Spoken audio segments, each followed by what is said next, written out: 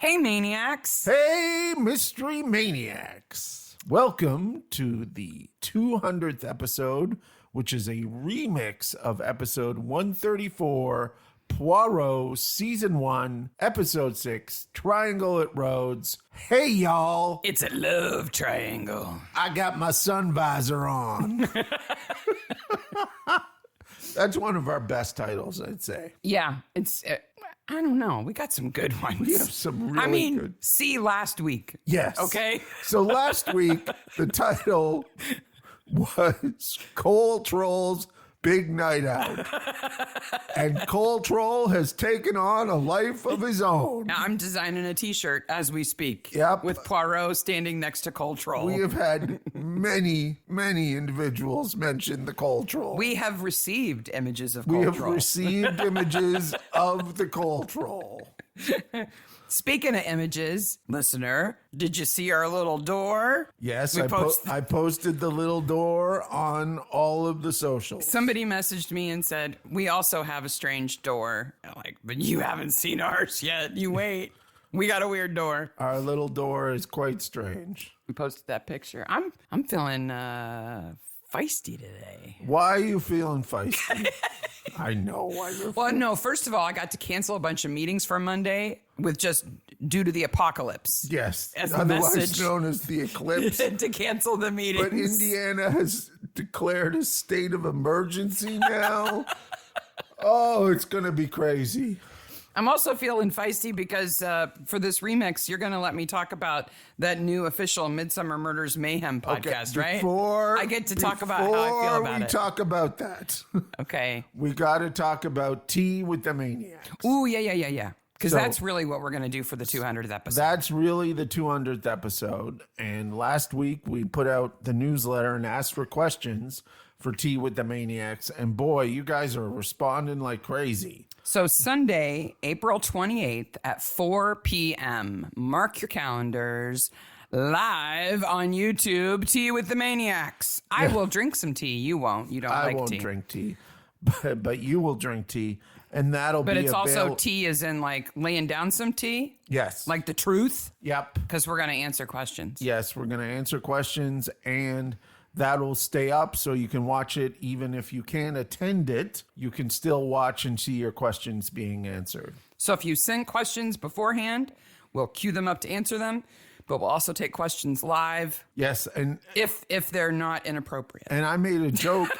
I made a joke that we'd have to make questions up. We're going an hour. We've got plenty of questions. That's how we're going. Yeah.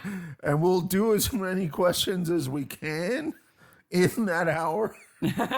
But we may not get to everybody. But if we don't get to we will. If we don't get to everybody, I'll make sure those questions get answered in the next newsletter. As long as we don't go off on a cultural tangent. Oh, we will. We'll be fine. They've listened to us. A cultural-like tangent. Yes, they've listened to us. Okay, one more thing before I get to talk about what I really want to talk about. Okay. And this is a downer. Yes, it's a bit Many of you have probably heard that the World Central Kitchen, which is a charity that we have supported before with our merch sales, they lost 7 of their employees this week. And these people go into war zones Voluntarily. and feed people. Yes. That is all they do. Yeah, they're saints. They are as close as we can get to actual saints. So first of all, I can't express how sad I am that happened. Yes. But they've had to pause their efforts there, but they're going to start again. And so from now until the end of the year, all of our merch sales are going to go to donations to the World Central Kitchen so they can get started again. Absolutely. And we're going to have some new designs up this summer for some new stuff, including a cultural t-shirt with Poirot. And a sticker and stuff. So there might be some fun stuff to buy. If there isn't anything you want to buy, just make a donation to them directly. Like I said, they've delivered millions and millions of meals around the world. They're just doing amazing stuff. Okay, now can I talk about... Next week, we're going to have the next remix episode and then 2 new episodes after that. And we have Tea with the Maniacs coming up. Now you can do what you wanted to do all day. Oh my gosh, I've been chomping at the bit to talk about this piece of crap all day.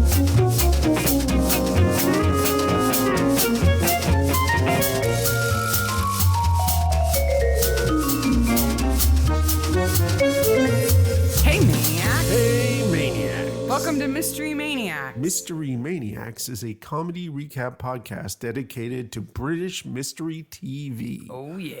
Each week, we dig into an episode of the show, including the murders, the mayhem, the loonies, and everything else we love. This week, we're covering Poirot Season 1, Episode 6. Triangle at Rhodes. I'm Mark. I'm Sarah. We do spoil the episode, so if you haven't Yes. watched Triangle at Rhodes with David Suchet, go back and watch it and come back and join us. And also, if your kids can take part in a fascist uprising in Greece, They can probably listen to this probably podcast. listen to They this can handle podcast. it. Yes. Yeah. Once again, intro for new people. First of all, thank you for coming back. If you listened to our first episode and then you're back, you're a maniac now. Oh, yeah. It's official. Yep, one of us.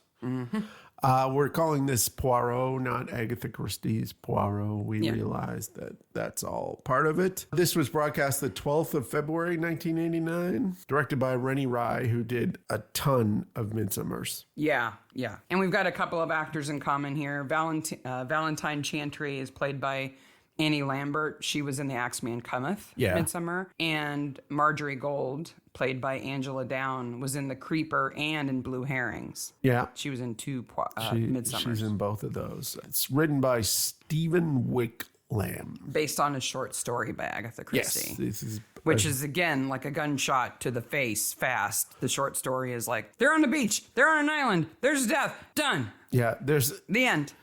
I was stunned how short Clapham Cook was, but Triangle Rhodes is about twice as long. But still, they're still very short. They're less than an hour to listen to. It makes me appreciate the screenwriters more because they, especially with this one, they stretch it out in a way that doesn't feel like filler. No. In fact, they do a great job with Barnes. Yeah, and they combine two characters in one. Yes. So in the short story, Miss Lyall has a friend. There's two of them. Yes. It's Pamela and Sarah, right? Yes. But Sarah, Gone. We Thanks. don't need another one. I guess we don't need a Sarah. Appreciate Well, it. We have you. Aw, you're nice. Yes.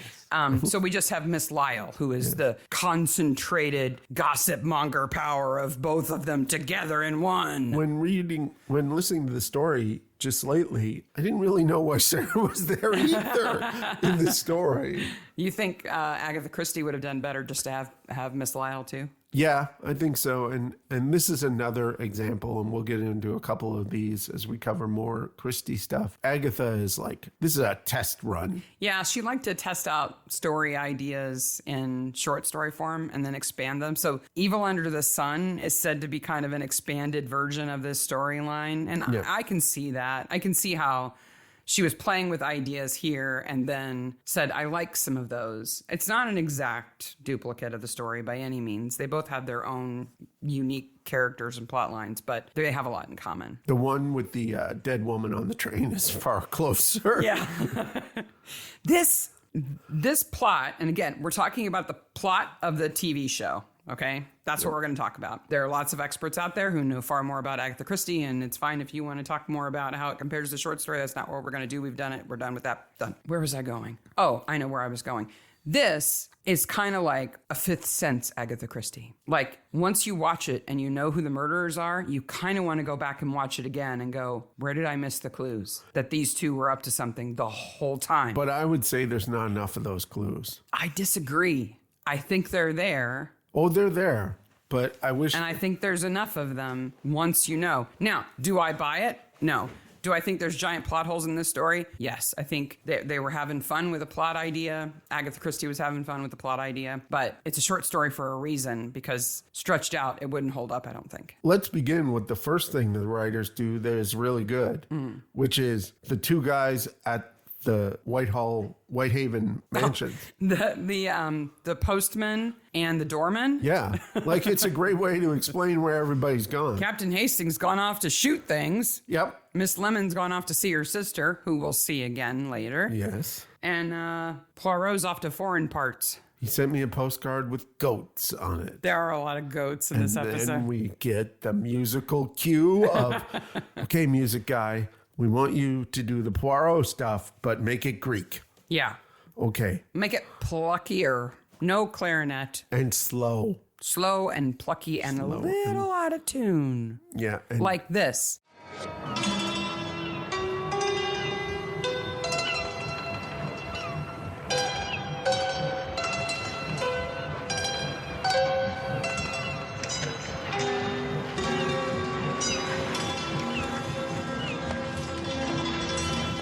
Yeah, that's the music throughout the whole episode right there. It's a little much. It's like, hey, we're in foreign parts, people. Don't forget. In Greek foreign parts, so slow it down and make it twangy. Twangy. Is Greek music twangy? I guess.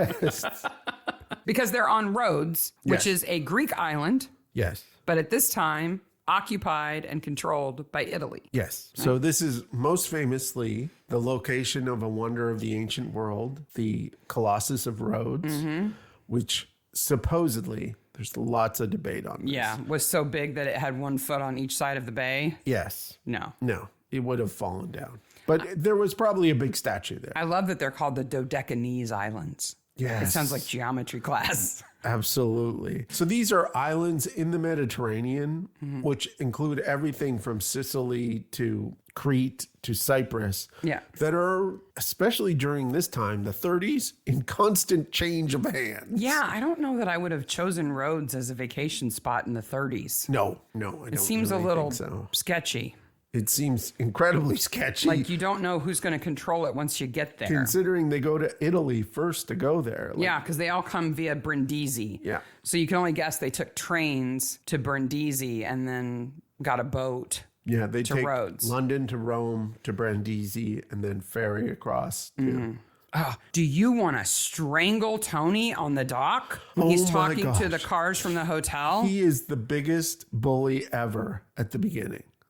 Try not to run into anything. He's just horrible. And you immediately feel bad for Douglas. Oh, yeah. Because he's like, wait a minute, we're going there too. He's like, well, then you'll just have to wait for the next car. Yep. Goodbye. Jerk. Yeah. Tony's got quite the brow on him, doesn't he? He does. Like, kind of like curls under his eyebrow, like Cro-Mag, kind of definitely dominant male. I think one of the things that's implied Until he is, puts on his swimsuit and then he doesn't look so dominant anymore.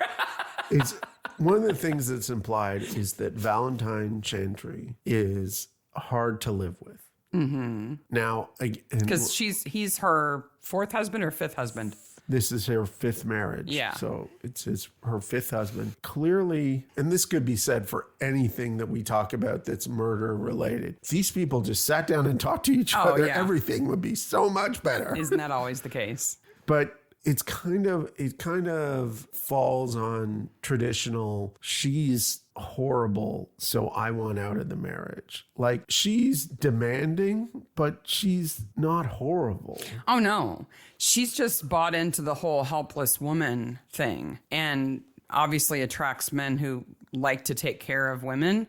Yeah. Which I'm sure is appealing initially and then gets old real fast. Well, that's the only part I like about Marjorie is when she's talking about men. Because she shows how little she likes men. Yeah.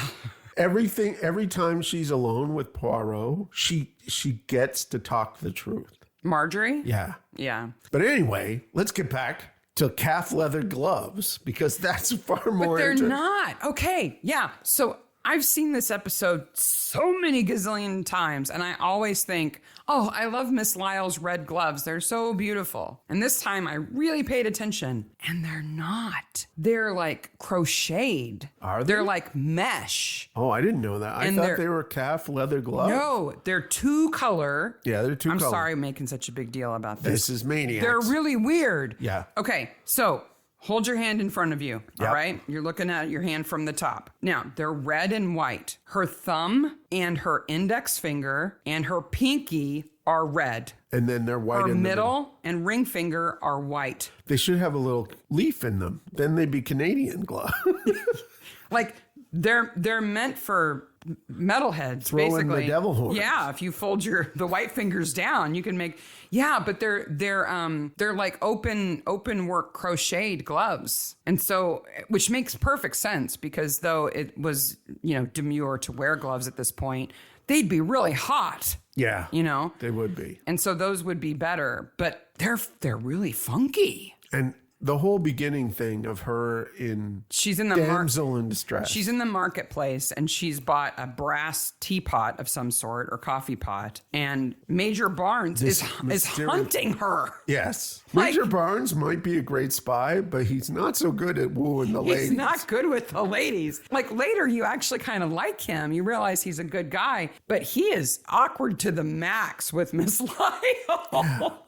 By the way, once I realized her gloves were different than I remembered, I went looking into women's gloves of the time, and these kinds of two-tone gloves in particular, these are super unusual. What was typical for two-tone gloves for women was that it was one color on the front and another color on the back, yeah. right?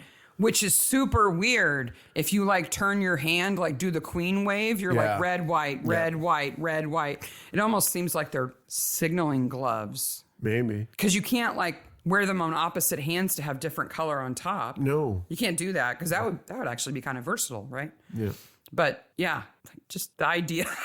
I'm sitting here wiggling my hands around as if people can see me. They're just weird. It's fantastic podcasting. Yes. Also, you notice that Poirot and her are dressed almost exactly alike. Yeah, we've got a shot of this. It'll He go in has the a show white notes. linen suit on, which most men would have at the time because they're cool. They reflect the light. Never mind that it's a three-piece suit. He's always got it on. I'm hot just looking at him. Yes. It's not quite as bad as when he's in Egypt wearing the three-piece suit, Yes. but it's bad. Or when they're in Mesopotamia, Yeah. which is Iraq. Yeah, Right. all the hot sandy places where most people wear layers but loose. Yeah. He's all buttoned up to his nose. And he's got sunglasses. Yeah. We think this is the only time he wears sunglasses in the series. That I can remember, but they're again There may be more. in those times when he's in the desert or on a boat, he might have them. But He puts them on really well in right at the end of when they go start looking at the looking montage. yes, but he has on this white linen suit and he has on a red tie and he has a red rose. He doesn't have the blue boutonniere. No, it's a red rose, a rosebud in his boutonniere. And she has on that white dress with the red polka dots, and doesn't she? And she has a red turtle pin on her lapel. No, she doesn't have the polka dots. Oh, it's just a white. It's easy to mistake because she changes her clothes Everybody does. 100 times in this episode. Anyway, they mirror each other. Yeah, they do. look like they meant to coordinate. Yeah. Which is cool. When she grabs him, obviously she recognizes him. She knows who he is, and that he's staying at the hotel. So he's a safe person. And Poirot does that a lot. He's the avuncular type. Young women see him as being safe and non-threatening. Yeah, certainly in the Blue Train story. Yeah. She says you're like my uncle. Yeah. Will you be avuncular with me and teach me? They dress for dinner. Yes. What do you think about that? Like, So which dinner are we talking about? Because the first dinner in the hotel, we see Poirot putting on his tuxedo and tying his tie. And of course he knows how to tie a bow tie perfectly. Yes. Yep. But everybody has changed clothes for dinner. Are you kind of nostalgic for times when people did that and made dinner, especially on vacation at a resort, kind of an event? Or are you glad that we're so much more casual now? I don't know. Like, I liked dressing up as a kid to go traveling, but now I don't do it. So I'm kind of torn. Yeah. Because as a woman, on one hand, it's a lot of trouble. Mm-hmm. Like men can hop in and out of the shower, change clothes, and they're ready. Yeah. It's not that simple for women, especially for evening wear. Well, and Pamela Lyall, her skirt, I think in that scene, is the shortest skirt I've seen on Poirot. Yeah. It's very short. But I sort of appreciate the opportunity to dress up and look very nice. But to do it every night while you're on vacation, ugh. Yeah. Give me some shorts and a t-shirt. It depends what kind of resort it is. That's what I mean. I don't think I'd want to go to one of those resorts where you have to dress up for dinner. By the way, there are black shirts in this episode. Patooey. Wow. Fascists. Holy Patooey. shoehorning in politics. I like when they walk by the girl and she's like, black shirts, patooey. Yeah. She speaks English for a second. Yep. Mr. Barnes says the thing that I hate. Little lady. Oh. You don't like when men call women little lady? No, because it is patronizing and condescending. It's better than girl. And it's meant to be not girl. And it's like halfway there. Yeah. So then we have the beach scene. I always say giant women.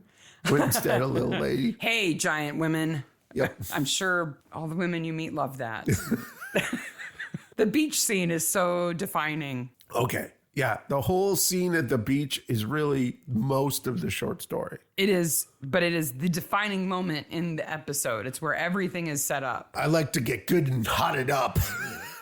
Poor Douglas. He's such an idiot. The water's so warm, Douglas. Do come. Poor Marjorie. Before you know she's like evil. You feel so bad for her because she's just an average woman. And she's constantly looking at Valentine going, okay, I am not that. As soon as she gets in the water, she looks like, an idiot slapping around in her swimming cap. And so he's up Pamela there says that she stretching out. has unfortunate bathing costume. Oh, she says that's an unfortunate bathing dress. Yes. To Marjorie. But I don't know who she's talking about. I don't know because either. Douglas is wearing a white terry cloth robe. My gosh, they're all so horrific. But Tony's outfit isn't any better. No. He's got the blue woolen swimsuit, but then he's got that awful striped robe and that bad hat that he puts on with it. But I don't know. I think Douglas's is the worst because he's got that dang white belt on. Oh, the white belt is the worst. He wears it later too. I'm like, take off that dang white belt. And this is so chess, right? Like it is Marjorie and Douglas. Marjorie and Tony moving the pawn that is Douglas towards Valentine. Yeah. So we may as well start talking about this now and we can just talk about it throughout. So the whole idea here, everybody knows this because we spoil it, is that in actuality, Marjorie and Tony come to this island already being in love with one another. Yep. And the whole idea is that they're going to kill off one of the spouses and frame the other one for it. So that they can be together. Douglas says it's her idea, and then later she says it was his idea to come. Mm-hmm. Yeah. But it was her idea. When they're walking up to the hotel the first time, having finally got a ride to the hotel, he's like, I don't know why we had to come so far to enjoy a beach. And we can only assume that Tony has somehow planted it in Valentine's head too, that they're going to go to Rhodes. So they're going to meet at this hotel and they have been plotting this. Which Pamela says, it's weird that she's here. That Valentine's there? Yeah.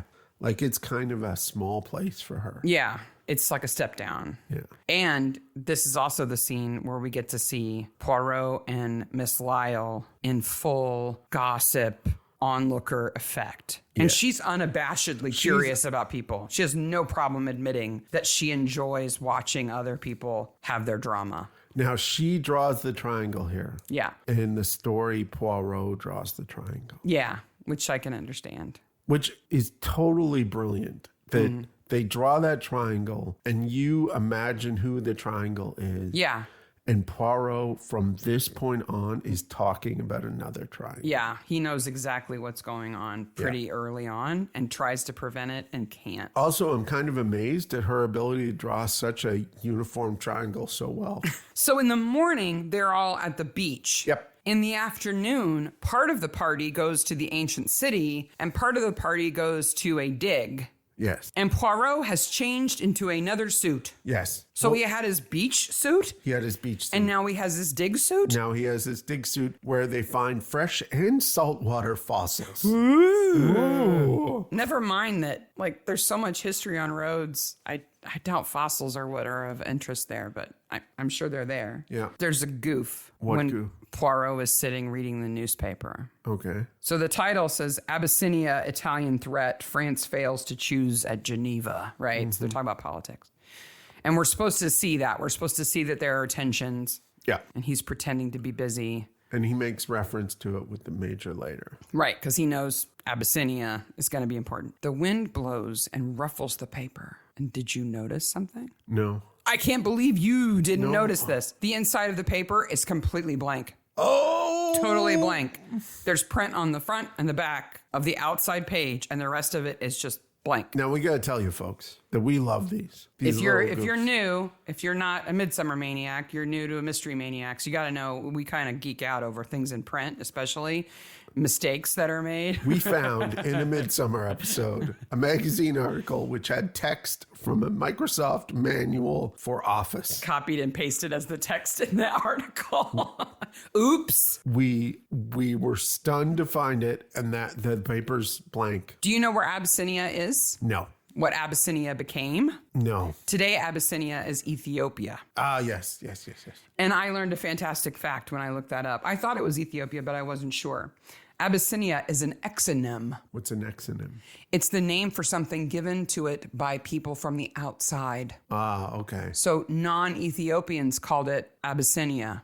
Okay. Ethiopians called it Ethiopia. It's like India. When we say India, the country of India, no one from India calls it India. Not within their own country. No. So that's an exonym, and then an endonym is what the people who are native from that place call it. Okay. I hadn't heard those terms before. Exonym and endonym. That's fascinating. So you may call yourself Mark. Yeah. That's your endonym. But if everybody else calls you Aardvark, that's an exonym. If you don't call It's yourself sort of like that. when Americans try to say Toronto.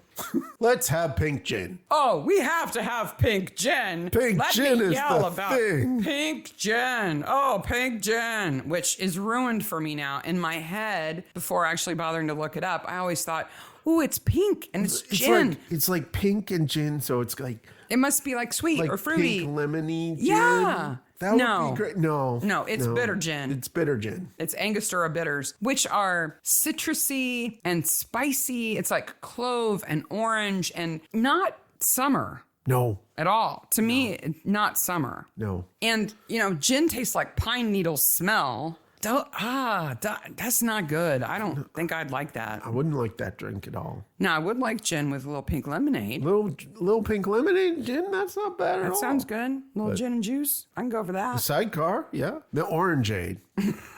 Maybe. Sidecar, which is what Pamela orders, Yes. is orange liqueur, lemon juice, cognac, and a sugared rim. Yep. Do you know where the name comes from? No. Oh, it's controversial. Oh. French and English argue over who came up with it and where it comes from. It's either somebody came into a bar once and requested this drink having arrived in the sidecar of a motorcycle, snore, Yeah. or since it's shaken to cool it, shaken with ice, and you pour it into a martini glass, what's left, if there's extra in the shaker, you can pour it into a shot glass and give the person who ordered it both of them. And the shot glass is called the sidecar. Sidecar. Douglas's belt is horrendous. Always. His visor is worse. Oh, his sun visor is so bad. And Valentine is like, hello, I have a flamboyant hat on. I'm so glamorous. And he's like, hey, y'all, I got my sun visor on. Let's go see their ruins. He looks so plebeian next to her in that hat. He's not sophisticated. No. But neither is Marjorie. Marjorie is common out the wazoo, which is why I don't understand how she and Tony are a pair. Like, how do they meet? Yeah. I wish there was more there. And why did he go, ooh, I like ladies with no eyebrows. Hey, Yeah, like, what does she offer? Yeah. you hate people who get divorces. I like you. Yeah, I mean, like, what was appealing about her? Mrs. Lyall is going to cause some trouble. Pamela, She's a disturber. I'm going to call her Miss Lyall. Yes. Pamela doesn't suit her, I don't think, but. Wait till you see the view. They go up to the ruined church, and the writers are like, oh, let us put in a metaphor that is the snake. The snake. The quarry of the viper. If all the killers were clearly marked, my job would be useless. He has that little line every once in a while in stories where he's like, well, if that was the case, I'd be out of a job. Mm-hmm. Whatever it is. Yeah, and it's like, well, Marjorie's pretty common and plain looking. She's not giving anything away that she's a killer. She doesn't look like a killer. And they say, this is the island of snakes. And where is the island of snakes, actually? Do you know? Is it in the Mediterranean? Mm-mm. No. Okay. There's two. Okay. Yay. So you have to understand, dear listener, it's not that I don't like snakes, but snakes in water are, no. They're the worst for you, right? They're the only, like, snake on the ground, I'll pet it. like snakes are beautiful animals. But in the water, you put it in the water, I'm like, there's a mark-shaped hole in the wall. It's right out. Yeah. Mark-shaped hole in the water. So there's 2 snake islands in reality. One of them is Ilha de Camida Grande, which is off of the coast of Brazil. Okay. Snakes were trapped there in an ice age. Oh. And it is the only place where you can find a certain kind of pit viper. Oh. But they don't call it Snake Island for nothing. It's estimated that there is 1 snake for every square meter. Wow. It's not tiny. No. It's covered in snakes. Yeah. It's like Indiana Jones there. I'm not going there. You're not allowed to go there. Well, yeah, it's okay. I would hope so. It's a refuge for snakes. These pit vipers eat birds, by the way. Okay. Yeah. I hope it's Awesome. far off the coast of Brazil. The other snake island has been in the news much more recently. Remember when Russia first invaded Ukraine and there were those 2 guys on the lighthouse Yes. That's a snake island? who yelled at the Russians that they could F off? Yeah. That island that they were on is called Snake Island. Okay. It's a rock with a lighthouse on it. Yeah. Yeah. But it's some called snakes. Yeah, because it kind of delineates Ukrainian waters. Right. Yeah. So as soon as the Russians went past it, like they were officially in Ukrainian water. That's so typical because like I grew up near a lake in Canada and there was an island in it and people were like, oh, that island's got so many snakes on it. It's a thing. Yeah. But as far as I can tell, there's no snakes on Snake Island in Ukraine. But that other one, stay far away. Yeah. The Brazilian one? Any Definitely. place that has 1 snake per meter, I'm not going. No. Let us move now to the worst restaurant ever. Oh, boy. Are you talking about the dinner? Yes. Where these people voluntarily all sit down to eat dinner together? Yes. How do you feel about wandering musicians in restaurants? Especially when they're playing bad Poirot. Boing, boing, boing, boing. And that's not an insult to Greek music. No. I think Greek music is much better than what they're playing. I think that music is the celebration of life. And if they want to play music in the restaurant, that's cool. Mm-hmm. But they should, whenever I've done that or seen that, all of those musicians are well aware of how it works. And they move throughout the restaurant. And when everybody stops and pays attention to them, they stop and they play a little louder. But then they move on very quickly. See, I've had the opposite experience. Okay. Where wandering musicians like that will play next to your table until you pay them attention and give them a tip, and then they'll go away. Oh, no. And it's really annoying. I can imagine. It's loud. I think I've only been in one place, which was a Greek place in Toronto that had wandering musicians. So this is my Greek restaurant story. Do tell. So there's a band and all that stuff, and we're there, and they do this thing. This is in Toronto? Yep. They do this thing with Greek restaurants where they have like fire. They go, hoppa! And they light the cheese on fire. They light the cheese on fire. And I caught poor woman's hair on fire. Oh my gosh. Got it out, smoke everywhere. And the owner comes out and goes, everybody's food's for free. Please don't sue us. Yeah. Woman whose hair is on fire. Did they yell, whoopa, after they put her hair out? Everybody was like, woo! I don't think she was. No. Even if your hair only burns a little bit, it's not going to be nice. Needless to say, it didn't smell. The smell would be so bad. That would ruin your meal for sure. I don't care how free it is. Yep. Wow. Did you ever go back to that restaurant? No. Hoppa! This dinner is just awkward. Like, everybody's Poirot just complaining. wants his food. Poirot does not tolerate social awkwardness well. No. I think he's a firm believer that true manners are intended to help people around you feel comfortable. Yes. That's the whole point of having manners. Yes. And these people are not showing manners. They're arguing, they're critiquing everything, bickering. Marjorie's down there. I just don't understand why people can get Easy divorced. marriage, easy divorce. I hate people who get divorced, which she knows applies to Valentine. Yep. And So does she say it to alienate Valentine more, to drive Valentine and Douglas together? maybe, but Valentine's husband is so mean to Marjorie. Yeah. They're playing we don't know each other and we don't like each other pretty well at this point. Yeah. And then Poirot orders bowels and spit. Bowels and spit, which is lamb kidneys on a stick. Yeah. So I did quite a bit of digging around for bowels and spit. It's kokoretsi Okay. is typically what it's called in Greece. Oh, and they're so English travel. Like, this is a comment on English tourism too, because they're like, oh, use this menu. It has a little bit of English in it. Well, it's good to be able to read the menu. You can't always be fluent in the local language. I guess. If it's a tourist place, they should have bilingual menus. Still, If they want to do business. it's kind of English touristy. Anyhow, yes, kidneys on a stick, but it's more than that. Mm-hmm. Kokoretsi is actually organ meat, offal. Yes. Sweetbreads, hearts, lungs, and kidneys on a stick, wrapped in intestine. Oh, That's what keeps it on the stick. okay. The intestines of suckling lambs are preferred, Ooh. which means a sheep that's still breastfeeding from its mother. Yeah. Poirot's no vegetarian here. No, it doesn't sound good. No. I'm sorry. No. It's not. If you like organ meat, good for you. More for you, because I'm not touching it. Marjorie takes off. Oh, she's just, oh, I can't believe I offended someone. Ah. And in the story here, it comes out later that Poirot knows she's going to kill at this point in time. He knows something's up with her, and he's warning her to leave. Not because she'll get hurt, but because if she kills somebody, they'll catch her. Leave the island if you value your life. The death penalty was suspended for a long time in Greece and in Italy. But for some reason, I know you're going to think this is way crazy. The fascists reinstated it. Isn't that nuts? Yeah. At this point in time, on Rhodes, the death penalty was by firing squad. Okay. So it's not playing around. Poirot is telling her, don't do this. Yeah. Now, it doesn't look like that here. Now, why do you think, well, I know why. I'm going to ask you anyway.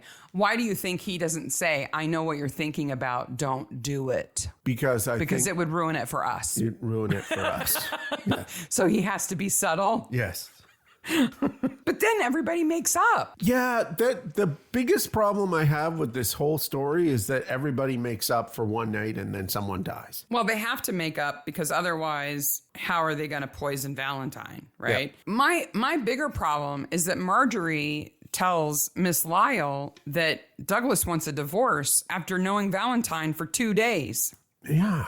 He doesn't seem like that kind of person. No. And plus, he's supposedly Catholic and doesn't do divorce. Well, she's lying. Yeah. He hasn't said anything like that. But why would she think anybody would believe it? Yeah. I don't know. We know he's Catholic because he crosses himself at the little chapel. Yes. And we know that Poirot is too because he does it too. Then we divide in two parts here. Mm-hmm. There's the border kerfluffle and the murder. Poor Poirot. And the biggest problem I have with all of this is that Valentine's husband plays snooker with gloves on. You know why? Because he doesn't leave Fingerprints on the poison bottle. Poison bottle. Yeah, but why does no one notice that? I did. Why doesn't anybody in the scene notice it? Why doesn't Douglas go, old chap, why are you wearing gloves while we play pool? I double checked. Or snooker or billiards or whatever. No one else has pool. They're playing snooker. No one else has gloves on. No one else You're has right. gloves on, and they're playing snooker. Yeah, none of the men have gloves on. Nope. It's just to avoid putting fingerprints on. Fine, I'll have a gin and ginger beer. Oh, crazy. That sounds better than pink gin. It does. Though, I don't know, I think there are better liquors to go with ginger ale than gin. Why does everybody like gin so much? Is gin big in Greece? Why is nobody drinking the stuff that tastes like anise that you pour water in? You know what I'm talking about? Ouzo. No. Yes? That's Greek. Yeah, why is nobody drinking that? Nobody's drinking. Well, because it's Itai now. Itai. Itai. Because alien is just too many more syllables to say. Okay, so let's talk about this murder scene. Okay. Because I've got another issue with it. Okay, so the ladies have gone off to see the sunset. Yes. At the peak. Temple of Apollo. Right? Who knows how long they'll be gone? Mm-hmm. The men wrap up their game of snooker. Yep. Again, it's hard to guess how long a game of snooker is going to take. Yep. Right? It could have taken 10 minutes longer, 10 minutes less, at least. So 20-minute window to be conservative. Yep. Right? They go to the bar, they order drinks. Now, Tony cannot touch his drink. He's got to order one, but he can't drink it. And he doesn't know when Valentine is going to get there to give it to her. And he's gotten the poison from Marjorie. Okay. The worst thing that these two people can do is be seen together. Right. So why doesn't he go get the poison? Maybe it's tough to get away from Valentine. Maybe. So she snuck off in the afternoon, got the poison from an old lady who doesn't like have a sign out front saying, poisons, I sell poisons, come and get it. Somehow, I don't know how she gets it. I don't buy that either. And it's such a rare poison too. Yes. She gives him the poison before dinner at some point, right? Yes. So now he's got it. He must already have his gloves on. Yes. He orders a drink. He drugs the drink. He lets it sit there. And sets it down. I think he might wait to drug it until she gets there. It doesn't matter. He still has to not drink that drink, which you could finish in like 2 gulps. Does he say the thing where I just ordered this? Yeah. Yeah. Yeah. He says, I just ordered it. You can have that one and I'll get another. Yeah. And he knows she's going to want a pink gin. Yeah. That's easy. Yeah. That's predictable. But she could have been 20 minutes late. Yeah. He could have sat there in front of that drink. But you're right. If he doesn't poison it until she gets there, then he could have drank it if he had to and ordered another one if he had to. But then he's got to slip the bottle into Douglas's pocket, which is easy enough to do in the kerfluffle of Valentine choking and everything. Yeah. She's a good dead body here. Oh, man. Does she crumple or what? She crumples. The cough is real. Miss Lyall, who knows what to do? Call a doctor. And she's just kind of coughing and can't quite get her breath. It's like 50-50. She could drop dead or successfully clear her throat and be fine. Who knows? And then she's just dead. And they don't close her eyes. No. They don't lay her out. No. They just leave her bent double in a chair with her neck. Fell over on the chair. Her neck is like jammed into the arm. Her mouth is like... And her eyes are wide open. Yep. Good dead body. Oh, yes. Very good dead body. So now the kerfluffle with the passport. So Poirot's trying to leave. He's missed his boat, though, because they're like, you're a spy. And he's like, I'm a Belgian citizen. You're a spy. So we need to talk about that because all over the internet it says he's an American citizen. He says he's an American citizen. That's what the subtitles say. It's not what he says. No. Don't mistake that. Watch it without the subtitles on that scene. And you'll hear it clearly says I'm Belgian. Miss Lyall here is upset, but she's so happy that he hasn't gone. She's clearly extremely relieved. And before she even says what's happened, he knows something important has happened. Yeah. Because his tone changes completely. He stops arguing. And he has no time for the fascists. You idiot! My boat has already left. Yeah. Pamela, what's going on? Yeah. Bring my luggage. Yep. And they're off. Yeah. Yeah, I like that scene. I think it's well done. She shows up at the dock and she's like, where is he? Oh, I can't see him. And then you can hear him. And it's really well. The sound is really done very well. Because he is super mad. Yes. That's one theme between the Clapham Cook and Triangle at Rhodes is we get to see Poirot super mad. Yep. I'll tell you one thing. If you have a teenager and they want to grow some facial hair, you know what you need to tell them to do? Get accused of murder. Yeah. Because, man, Douglas has got a full beard there all of a sudden. He's like, chia pet face. Oof, I got a beard. That's what Englishmen do when they get stressed. Yeah. Their facial hair just shoots out. Why does Poirot assure Marjorie that Douglas is innocent? Why does he bother? I don't know. Is he teasing her? I think he doesn't want her to know that he knows.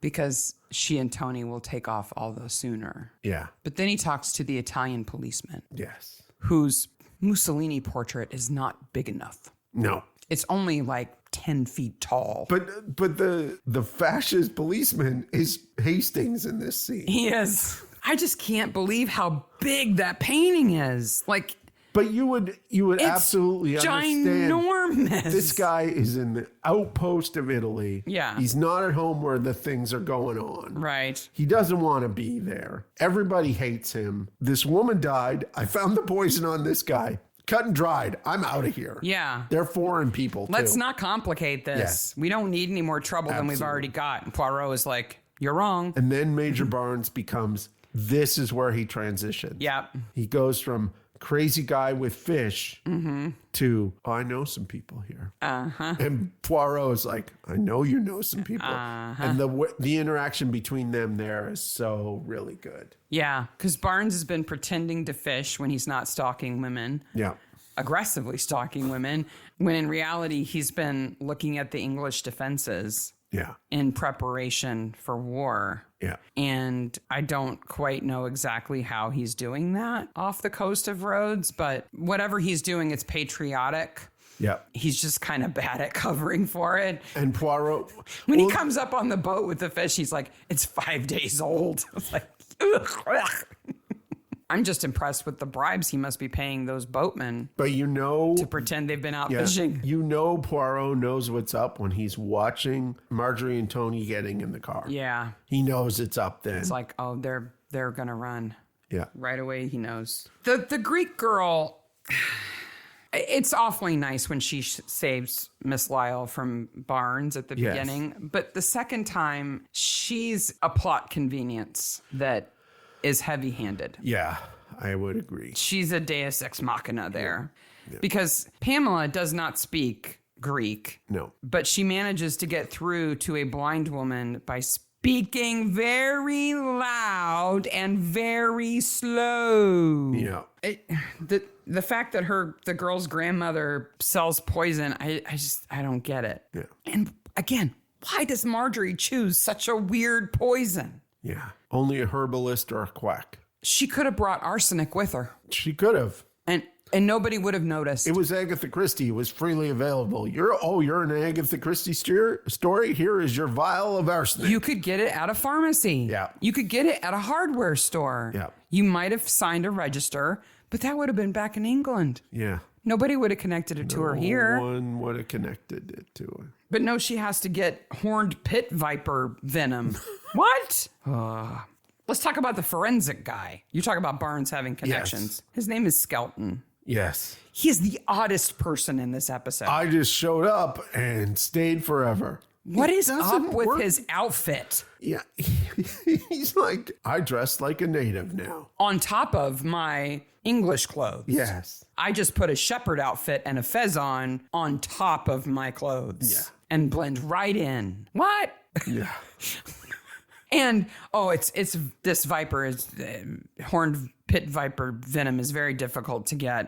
I don't possibly, I mean, it would have to be a quack. And the forensics guy. And they say, where can we look for it? And he goes, try around here. What?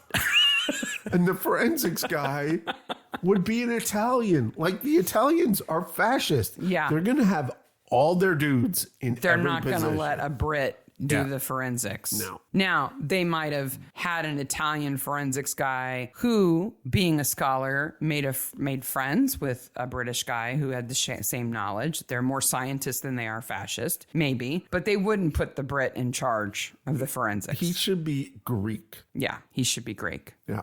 And then he could wear that outfit. And then he could say, no one likes the Italians. Of course, I'll help you. Yeah. Boat chase. It's more than a boat chase. Tony's got dynamite. Dynamite. Because, they use it on the fish. And he kind of drops it. Well, they shoot it out of his hand, I think. He doesn't throw it very far. Because the Italian police are like, dun, dun, dun, dun, out of nowhere. Like, how did they not see them coming? Yeah. They're the only ones. You can't appear out of nowhere in a boat. Not on the ocean. They're the only ones with a decent motor, though. The other two boats are like, put. And the poor guys who are running the boats are like, I didn't ask for any of this. Yeah. I didn't. The taxi, they're only giving me £5. The taxi drivers and the guys who run the boats in this episode are the most put upon people. Oh my gosh. They're like, this is not what I signed up for. Yeah. They better give me 5 stars. That's all I got to say. Yeah. Fascist cops arrive. I have fascist cops arrive in my notes, and it's a good thing. They are. They save the day. The fascist cops save the day. As a complete side note, I don't remember why I wondered it, but I think I was listening to history podcasts or something about fascists, and I was thinking, I wonder if it's a slur, because of course we think of it as a slur. To call somebody a fascist is never a compliment. They were pleasantly fascist. But pleasantly, well, these cops were useful fascists. But then we asked a friend of ours who has a PhD in history and actually studies World War II. And he said that they were proud to be fascists. They called themselves fascists. They didn't want to be initially. communists. Yeah. But then the term got all the baggage. But I didn't know that they referred to themselves as fascists. Yeah. I thought it was always a negative term.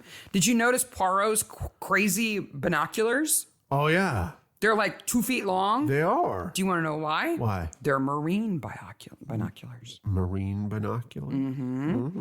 They see further than regular binoculars. It's basically 2 telescopes stuck together. Maybe they should have seen the cops. Well, he wasn't looking behind That's him. true, He was looking at Tony Dynamite, about to blow them up. What was he going to do? Was he going to throw it that far? They're like so far away from each other. Yeah. I love Marjorie standing up in the boat. Oh no, here they come. Tony's, don't worry, I got dynamite. What? Yeah, like They can't have a gun. They wouldn't have tried to get it through customs. if Marjorie is so hyper intelligent and devious, she would have thought of a better escape plan than this. There'd be they're on an island. They got to get on a boat. I mean, that's, Yeah. they don't have a whole lot of, they can't take a train off the island. No. They're going to Turkey, which is 11 miles away, Why do they steal their passports? to get them back. Well, I realize that, but it makes it incredibly, like, you notice right away. They shouldn't be traveling under their own passports after this, right? Yeah, like, and you notice right away that since they stole the passports, they're obviously evil. Right. Well, and they're clearly on the run. Yeah. So earlier, Tony is talking to the hotel manager and saying he wants his wife's body and he wants to be on a train that day. So we have to believe that the original plan was just to frame Douglas and get out of town. Yeah. Because Right. Poirot. That's what they Poirot intended is, to do. is the fly in the ointment. Yeah. here. Oh, well, of course he is. That's his MO, right? He's always, they're like, oh, drats, that Belgian detective is staying here too. Man, the hubris of trying to pull something like this off after you find out Poirot's staying at your hotel. Marjorie You're just should have been asking like, for it. We can't- cancel. No. Abort. Yes. We'll have to do this some other way. Yep. A much easier, safer way. This is a bad plan. What I love are the criminals who think we'll just take out Poirot first and then we'll pull off our plan. Like that never goes well either. They say that Douglas is going to stay till the end. Yep. Does that mean he's going to stay till the end of Marjorie's trial? I guess. That's the impression I get. Yeah. Not to the end of his vacation. Or till she dies, because she's going her To the end of her trial. Yeah. I think they're probably both going to... I don't know.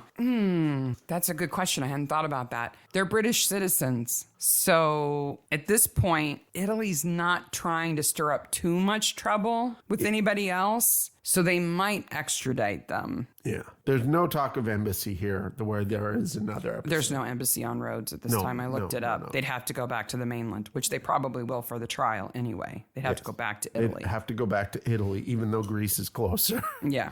Because it's not Greek. No, they'd have to go back to Italy. Yeah. Meanwhile, Barnes is back to going to Ethiopia. Yes. He's going to blend in real well there. Yeah. Little bald, chubby English guy with a sunburn. Do you think Miss Lyall is in love with Poirot?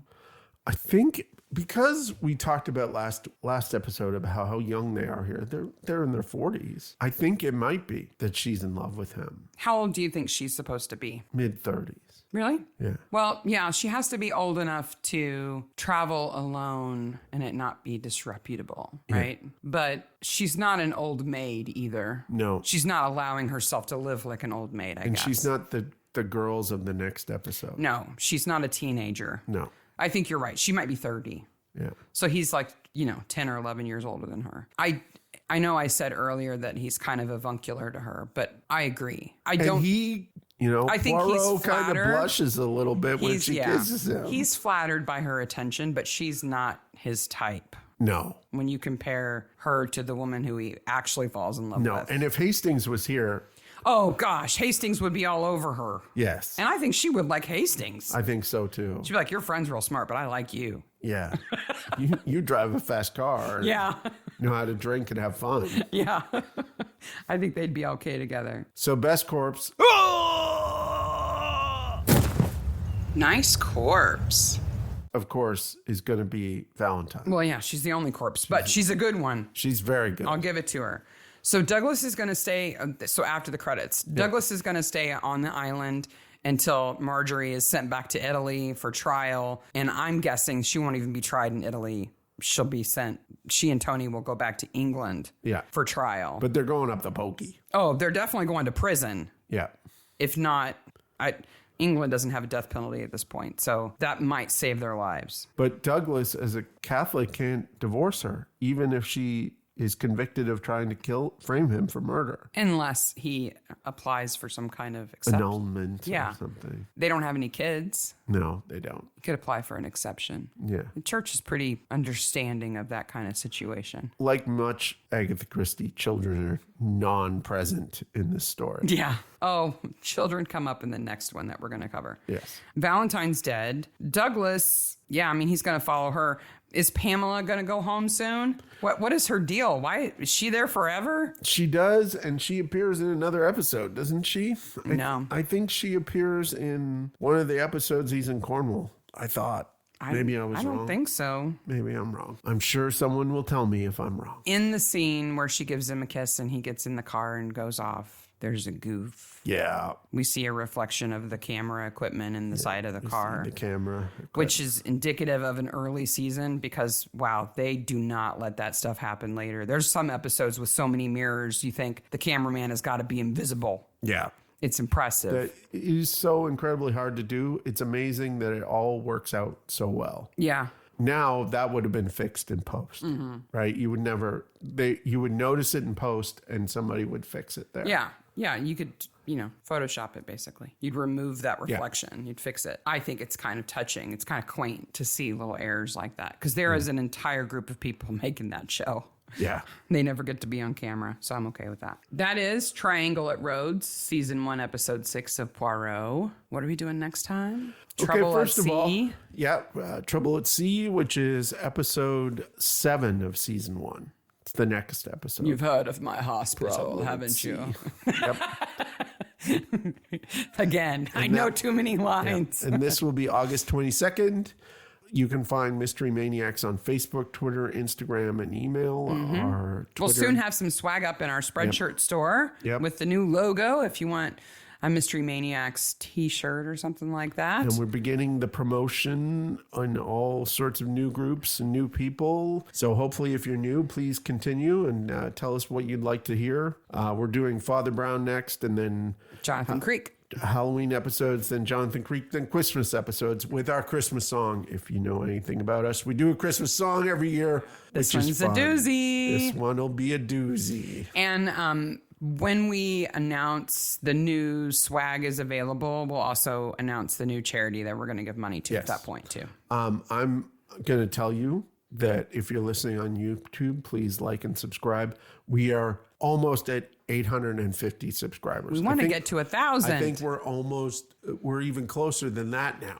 If we get to 1,000, we get our own little community space on YouTube, and that would be really fun. People who are Midsummer Maniacs have heard this a million times. But we're almost there. We've had a lot of subscriptions in the last little while. So keep it up. Get your kids all subscribed. Okay, is that it? Yep. Bye, Maniacs. Bye, Maniacs. Thanks for joining us on the Mystery Maniacs podcast. If you enjoyed our crazy podcast today, don't miss out on future episodes. Follow us on social media for updates, behind-the-scenes content, and exclusive sneak peeks. Subscribe, like, and share to spread the word. Bye, Maniacs. In the first place, all they do is recap the episode after telling you to watch the episode, and then they just walk you through it like you haven't watched it or like you're too stupid to understand what happened.